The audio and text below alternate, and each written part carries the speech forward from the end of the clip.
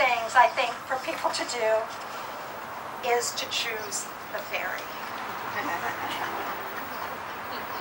There are so many of them. And they're beautiful. And they're beautifully, beautifully done.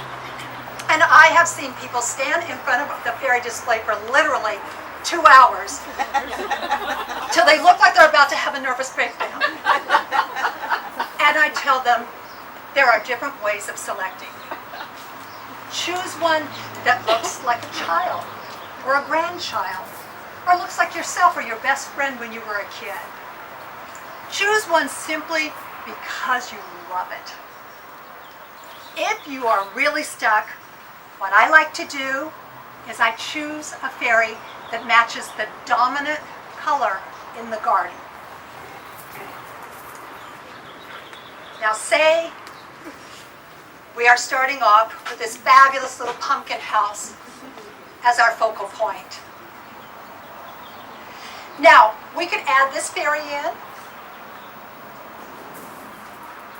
and there'd be absolutely nothing wrong with that. She's a fabulous little fairy.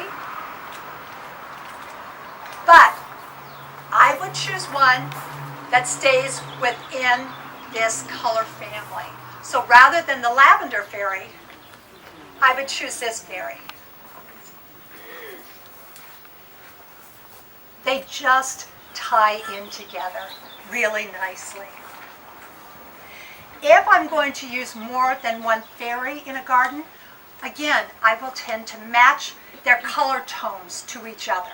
They don't have to be an exact match, but I would pick another fairy in those nice warm tones.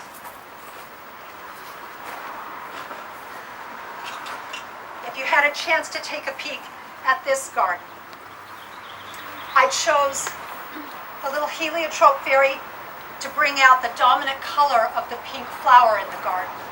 Since I used a second fairy, her little sister sitting on the dog, I chose one that had the same pink coloration, so they tie together.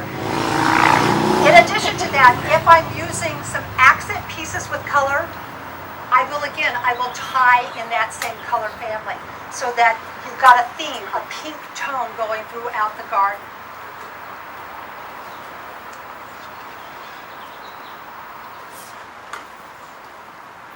Running out of space here. A couple little tips that I just want to share with you as far as putting your accessories into the garden.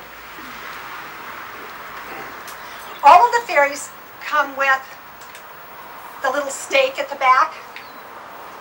I use all of the flower fairies that are in the boxes. Those are the fairies that I always use in the gardens. There's others that you can use and they're perfectly wonderful.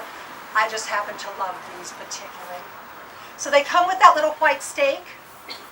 Simple thing that you can do, paint the stake, the color of the ground that the fairy is going to be standing on. So if she's going to be standing on our low-growing moss, I paint the stake green, and it blends in. That way, when you look, you don't see a fairy standing on a little white stick. It blends in. If I'm going to put her on a pathway of gray rocks, then I'll just paint it, a gray tone. Just these little inexpensive craft paints, nice and easy to use. Don't even have to have a brush. Rip a little piece of paper towel, dot it in, rub it on the stake.